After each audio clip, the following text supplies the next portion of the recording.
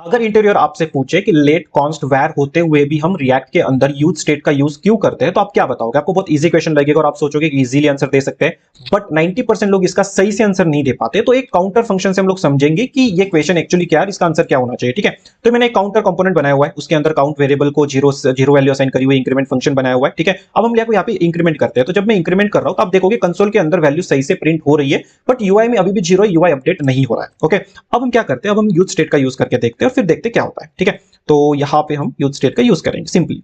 अब यहां पे देखोगे जब भी मैं इंक्रीमेंट करूंगा तो वैल्यू सही से प्रिंट यूआई में अपडेट हो रही है। यू कैन सी राइट, सही से अपडेट हो रही है। अब ऐसा क्यों हो रहा है? ठीक है, तो देखो नॉर्मल वेरिएबल के केस में, लेट से लेट, कॉन्स्ट और वैर, उस केस में जब भी हम काउंट अपडेट करेंगे तो ये काउंट क्या करेगा, काउंट की वैल्यू अपडेट जरूर होगी, बट ये काउंटर फंक्शन को रिरेंडर नहीं करेगा। जब काउंटर फंक्शन रिरेंडर नहीं होगा तो यूआई अपडेट नहीं होगा। वही अगर हम यूज स्टेट यूज करते हैं तो यूज स्टेट के केस में जब भी स्टेट की वैल्यू चेंज होगी, ये काउंटर फंक्शन को हमेशा रिरेंडर करवाएगा, और जब जब रिरेंडर होगा यूआई अपडेट होगा। That is the main difference, और इसी वजह से हम यूज स्टेट रिएक्ट के अंदर यूज करते हैं। बट अगर मान लो फॉलोअप क्वेश्चन आपको आ जाता है कि भाई हमें लेट कॉन्स्ट वैर का यूज नहीं करना, हमें कंपोनेंट को रिरेंडर भी नहीं करवाना, उस केस में आप रिएक्ट में क्या यूज करोगे? तो आप कमेंट में जरूर बताना इसका आंसर क्या होना चाहिए, और ऐसे क्वेश्चंस के लिए आप हमें फॉलो कर सकते हो, सब्सक्राइब कर सकते हो।